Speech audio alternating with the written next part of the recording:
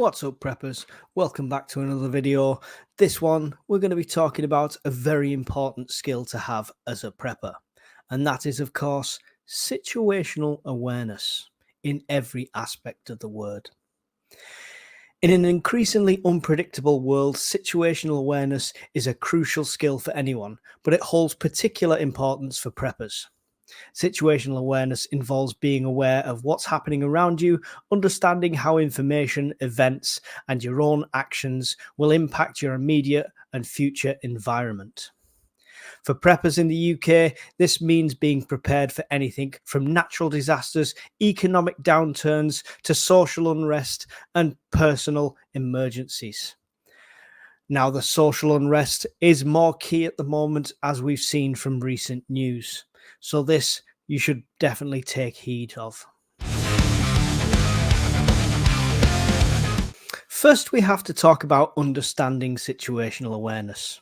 Situational awareness can be broken down into three levels. Perception of the environment. This is about observing what is happening around you. It includes noticing changes in your surroundings, recognizing potential threats, and being mindful of the behaviors of people and animals. For instance, in an urban setting, this could mean being aware of unusual activities in your neighborhood or noticing changes in local government policies that could affect your community. Comprehension of the situation. Once you have perceived the environment, the next step is to interpret the information. This involves understanding the significance of what you have observed. Is that unusual behaviour in the neighbourhood indicative of potential threat? Are those changes in government policy signalling an economic downturn? This level requires critical thinking and often a good deal of background knowledge. Protection of future status. The final level of predicting how the situation might evolve.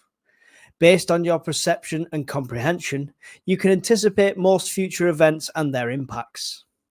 This allows you to make informed decisions and prepare accordingly.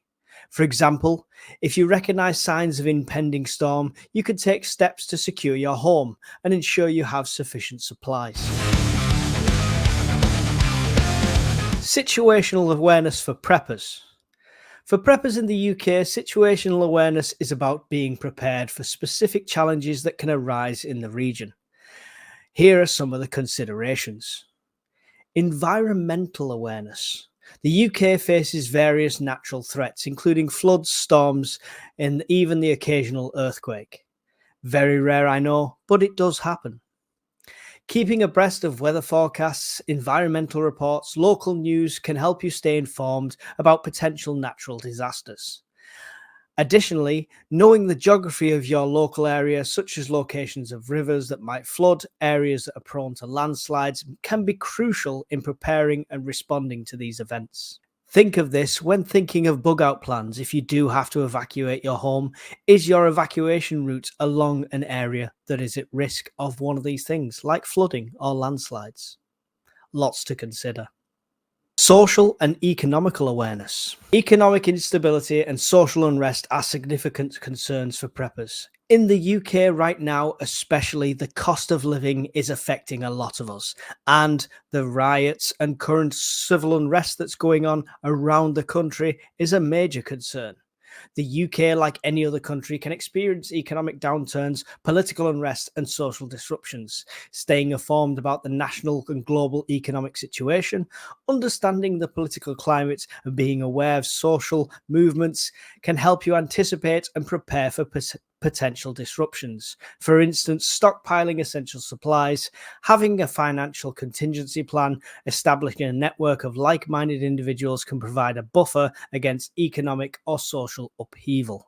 With regards to recent activities on this, staying alert on social media, especially short-form video content and stuff like that, people putting clips up of things going on, or social groups that are based around your area are worth always keeping an eye on in case any of these protests or uprisings happen near where you are.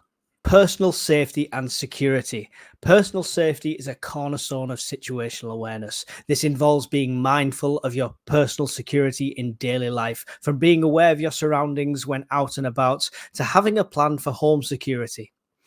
In urban areas, this could mean being vigilant about crime rates and understanding which areas are safe. In rural settings, it might involve knowing your neighbours and being aware of who's coming and going in your community. With that said, preparing is all about developing your situational awareness skills. Becoming adept at situational awareness requires practice and mindfulness. Here are some of the tips to enhance your situational awareness skills. Practice observational skills. Regularly take note of your surroundings. Practice noticing details, the layout of a room, the exits in a building, or behavior of people around you. This can help you develop a habit of being observant. Stay informed. Keep up with local and national news. Join community groups or forums where information is shared. This can help you stay informed about potential threats and changes in your environment. Plan and prepare. Use knowledge to create contingency plans. Have a clear plan for different scenarios from natural disasters to economic crisis. Ensure that you have necessary supplies and know how to execute these plans. We say it a lot of times on this channel. It's all right having these plans in place and having this equipment and having these preps, but if you do not practice, if you do not use them, it's going to be a bad time to learn when the situation happens.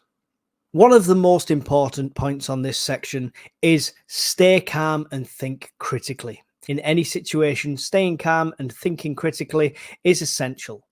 Panic can cloud your judgment, while calm mind can help you analyze the situation and make informed decisions. I've said it to a lot of people. In any sort of situation, you should respond, not react. A reaction is instant, it's unthought of. A response is thought about, it's calculated. So make sure for any situation that you're in, you respond, you don't react. The takeaways that I shouldn't have to tell you from this are what to look for, because it's going to be different for everyone in every situation, depending where you live and what you deal with day to day. But what I will say is make sure you take note of regular things you do. If you do the same commute every day, make sure you're taking observations of who's about, what's happening, what's the regular, what's the norm. Once you've got a good understanding of that, it'll be a lot easier to identify things that are not. Watch for suspicious activity in people. Now, do not react to this instantly. Think and respond if needs be. But watch for people that are wearing the completely wrong clothes for the environment. You know, a big, heavy, thick coat in the height of summer could mean you're hiding something. Forced emotions are also a good thing to look out for. A fake smile is easy to spot a mile away when the person doing it is feeling anxious or anticipating something. And of course, we see it on public transport and the train lines all the time. Suspicious packages or unattended luggage, stay away from. Avoid. Report to authorities where possible. Now, in an SHTF situation, this situational awareness will have to be 100% on point all of the time. This is not just who's coming around the corner, who's near my door, who's near my window, but in all aspects of everything you do after a post-SHTF Teotihuacan situation. You want somebody new come to the door to be a part of your group. You need to be checking them, making sure that they are suitable, making sure they bring a skill set, making sure they're not suspicious, making sure they're not armed, all sorts. Ideally, if you have somebody that you might invite to the group, you can observe them for a few days before. Take note of how they respond to questions, how they react to situations. Every person is different, and it's not always going to fit a nice, neat, square box and give you the response you want.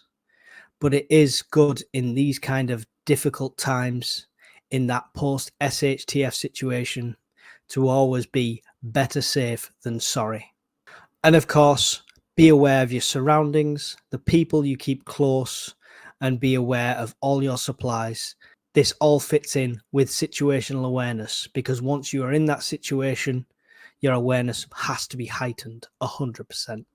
So in conclusion, for preppers in the UK, situational awareness is not just a skill, but a way of life. It empowers you to understand the environment, anticipate potential threats, and take proactive measures to protect yourself and your loved ones. By developing situational awareness, you can ensure that you're prepared for whatever comes your way, making you more resilient in an ever-changing world. So, don't walk around with your head in your phone. Don't walk around with two earphones in so you can't hear anything going on around you. Stay safe, stay vigilant, stay prepared. Thanks for watching, guys, and I'll see you all in the next video. Bye.